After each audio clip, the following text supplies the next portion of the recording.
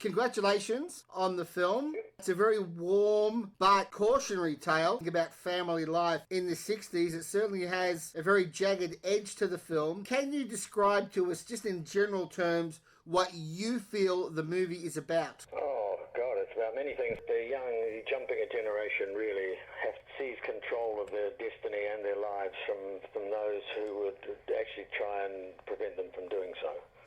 Do you feel that that particular theme is timely today?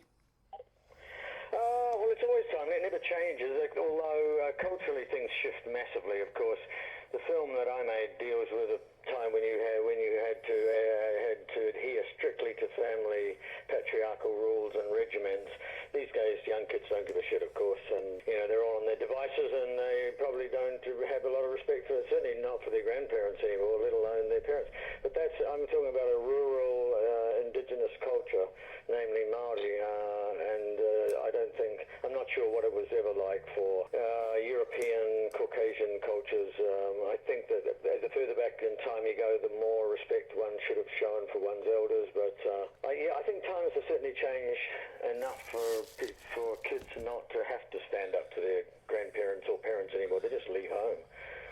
I'm very keen to know how you got the younger members of the cast to enter the world that you've created in the movie. I imagine someone like Tamora Morrison would not have had a problem relating to this world, but how did the young cast respond? Well, they have no experience of this, but they do have an experience of I guess, parental control and discipline, but not authoritarianism. So you have to tell them what the story is, and then you let the actors like Tim Ware go. I mean, once he starts going, he becomes quite the strident patriarchal figure, and the oldest of them, played by Akuhata, who's the 15-year-old boy, he understands clearly what's going on, but the younger ones, it's a little different to them. But they all understand that it's an acting job of performance, and that it's not real life. Only we didn't have the youngest member of the family, who was probably only about 11 or 12. Even she understood clearly what was going on, that it was a performance. When I made Once the Warriors, it was quite a different kettle of fish. We had very young players. We had a 5-year-old and a 7-year-old and a 9-year-old or something, and they were unused to the fury that was unleashed on them, and it was, at times their performances veered towards reality more than towards fiction, but we had to keep a tight rein on that. There's much more control of this, and everybody knew what was going on. But the kids are great. You just let kids go and say, look, this is a scenario. Play yourselves how you would play this in this situation if you were living with a cantankerous old authoritarian patriarch like this. And that's pretty much what they did. So the performances are very, very good. In fact, I'm very, very pleased when I look at the film at the smaller performances, the ones where there's two sisters there that hardly say a word in the whole film, but they acquit themselves extremely well. If you look at all the scenes they're in where there's a lot of high tension and drama going on, they react perfectly well, and they acquit themselves with distinction. Now, you mentioned Once More Warriors, which was 1994.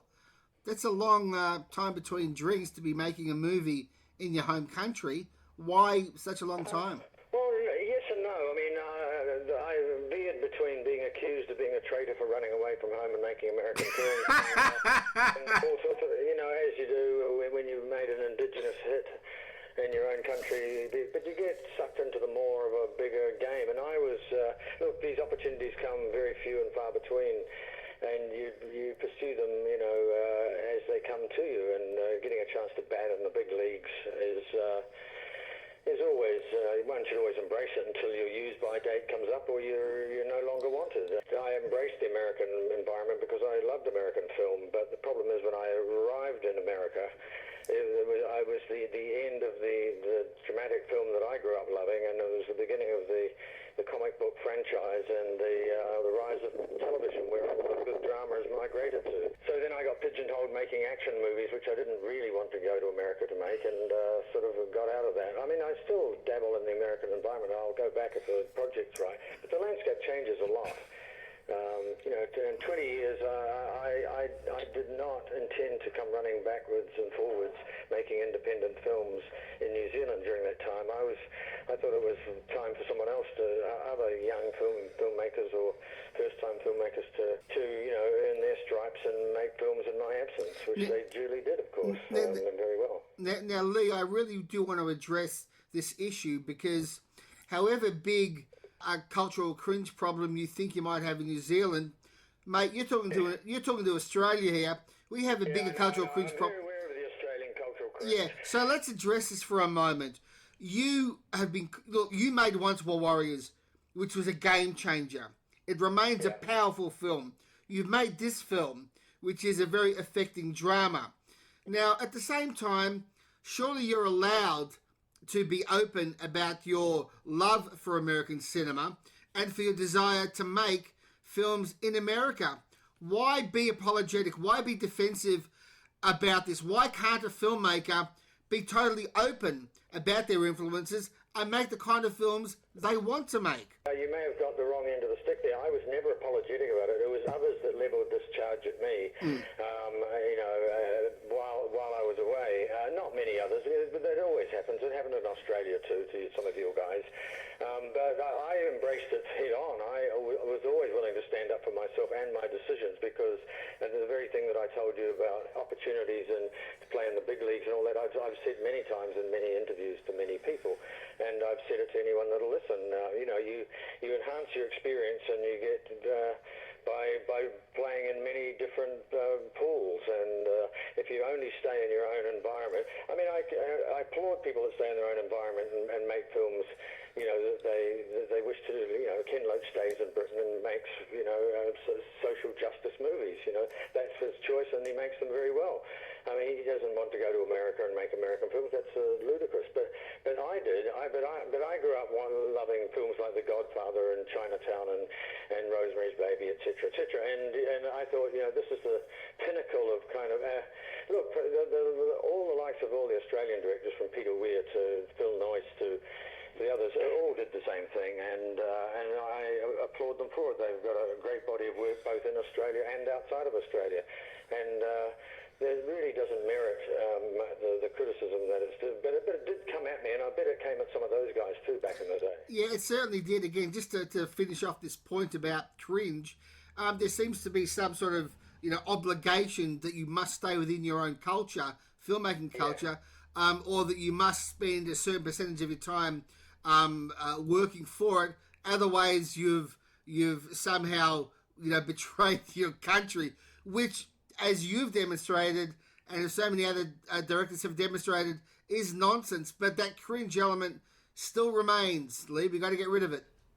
Yeah, I know it does. It was probably more pointed in my situation, because I had never made a film before. I make one film, and it's a huge success. I had never thought it would be, but it turned out that way, such as the vagaries of life. So it turns out to be a huge success, and then it looks like I just ran off. That's to some people, that's the way it was. Whereas having just made a terribly successful film about a subject which we've never touched on before, which has really opened up an entire discussion, really, and amongst our own people. I think there was a feeling that having made a successful film, I should have stuck around and made more of the same. So I can sort of understand that,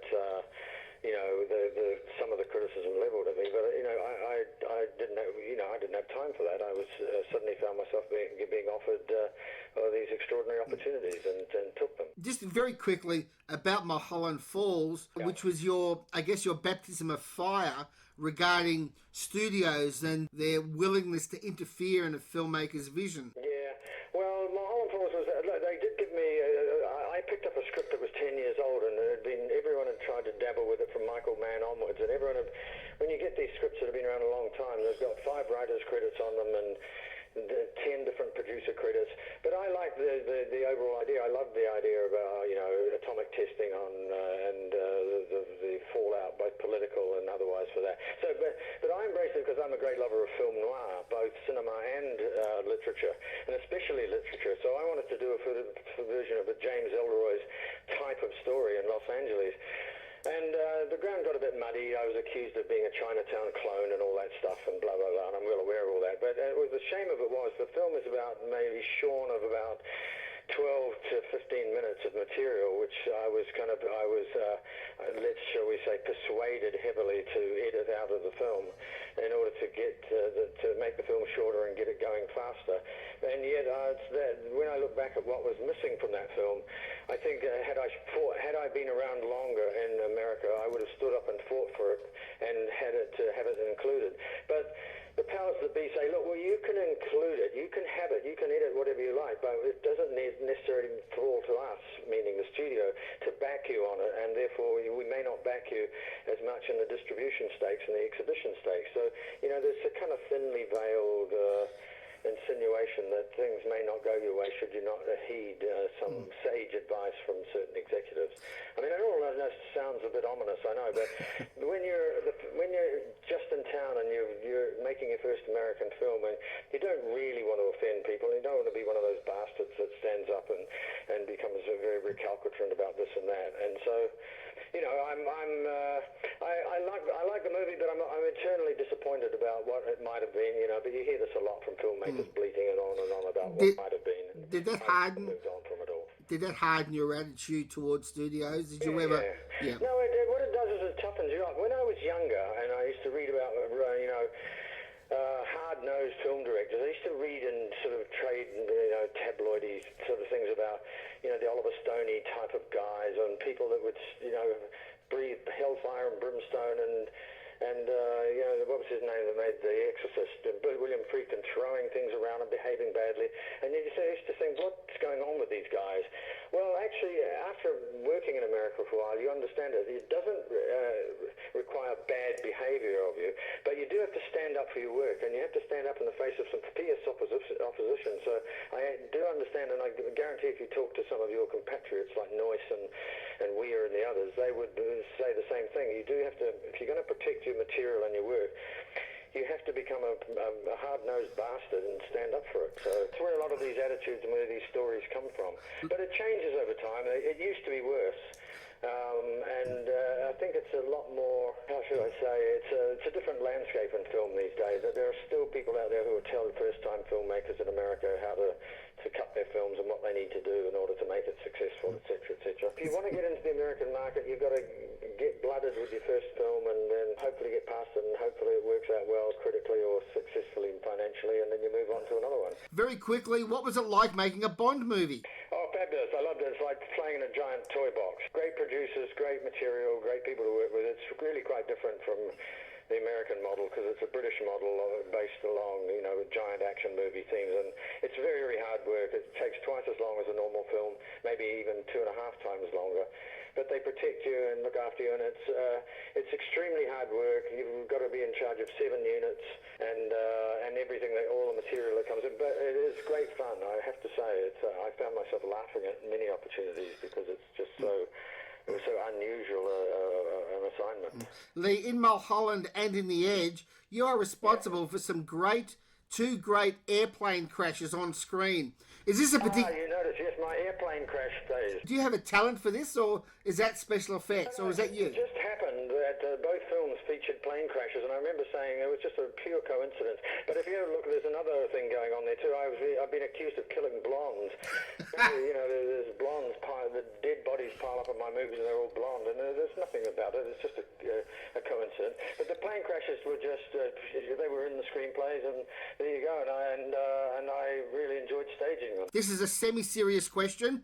You cite The Guns of Navarone as one of your favourite films. How about a remake? I'm not a big fan of remakes of movies. I think that the originals are good for a very good reason, and there's very, very few remakes that I've seen that I like. There's a few, and I'm not going to name them, and I'm not going to get into that kind of thing, but no, I would never remake. And besides, the times have changed, and nobody cares about Nazis much anymore, or no one would really finance a movie like Navarone anymore these days. You need a different twist on it. You might do it if it's got Brad Pitt in it or something like that, but it's doubtful. But I only cited it as one of my favourite movies because I saw it at the age of 12 or 11, and it blew my mind. I thought it was the cinema of possibilities. I'd never seen a film like it with such a broad tapestry and so many good actors and betrayals and murder and Nazis and men on fire. I mean, it's got the first man on fire, I think. German gets set on fire and falls off a motor torpedo boat, and I couldn't believe I was watching that when I was 11. So these things change. It probably looks pretty tame these days, but it's a great movie in its